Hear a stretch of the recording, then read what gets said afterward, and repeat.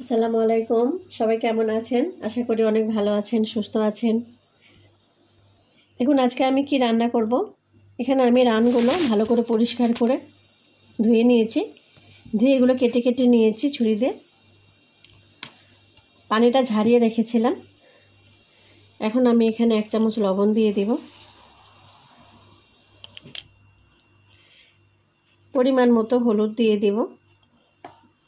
ঝালের গুঁড়ো দিয়ে দেব।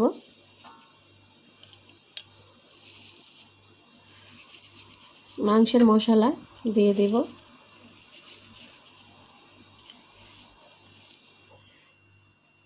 কাশ্মীরি মরিচের গুঁড়ো দেব। জিরে ধনে পাউডার দিয়ে দেব। দিয়ে আমি এটা ভালো করে মাখিয়ে নেব। আদা রসুন পেস্ট করে নিয়েছি, দিয়ে দিব।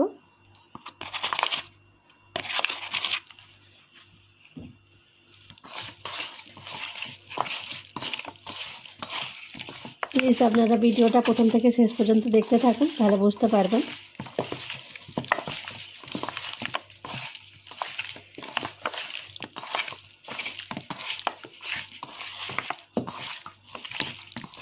ভালো করে মাখিয়ে নেব।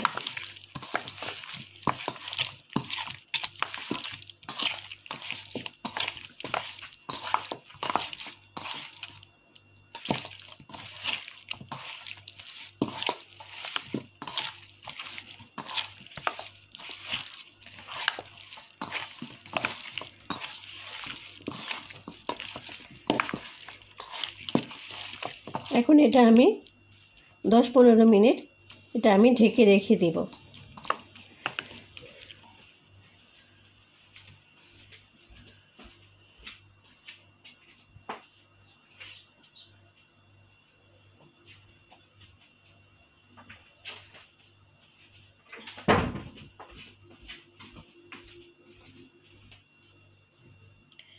ঢেকে রেখে দেব কিছুক্ষণ। মাংসটা আমি ঢেকে রেখেছিলাম, দেখুন সুন্দর মশলাগুলো ভেতরে ঢুকেছে, খুব সুন্দর কালার আসছে। তাহলে দেখুন এখন আমি কি করব। দেখুন আমি চুলায় ফ্রাই প্যানটা বসিয়ে দিয়েছি, চুলোটা জ্বালিয়ে দিয়েছি। এখন আমি তেলটা দিয়ে দিব। তেলটা হালকা গরম করে নেব।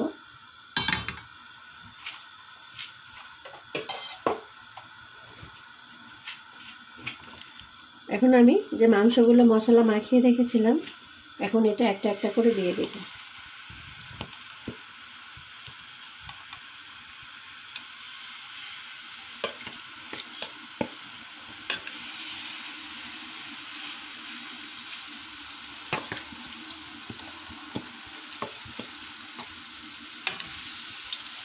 সবগুলো মাংস আমি এভাবে ভেজে নেব।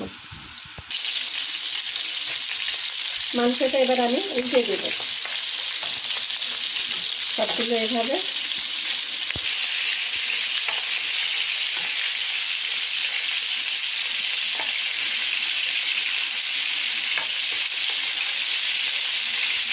একটা পিস সুন্দর হয়ে গেছে। এভাবে আমি সবগুলো মাংস উল্টে দেব।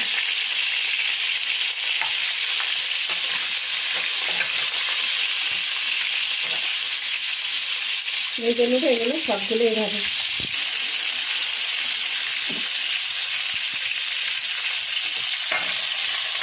মাংসগুলো ভাজা হয়ে গেছে, এখন আমি তুলে নেব।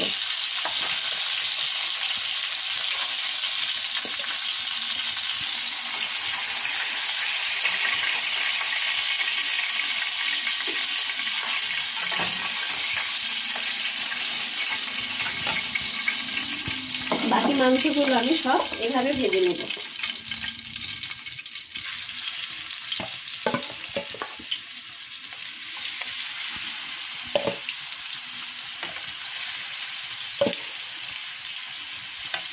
সবগুলো মাংস আমি এভাবে সুন্দর করে ভেজে নেব।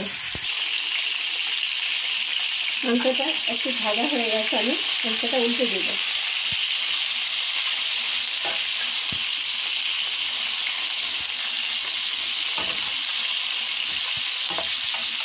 আর একটা পিঠ ভালো করে মাংসটা ভেজে নেব। মাংসগুলো ভাজা হয়ে গেছে, এখন আমি তুলে নেব।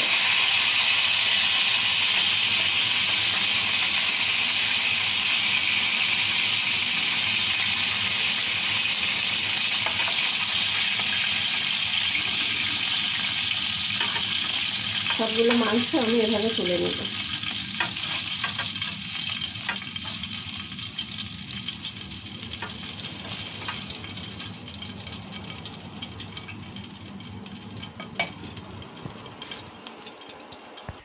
দেখুন মাংসগুলো ভেজে নিয়েছি।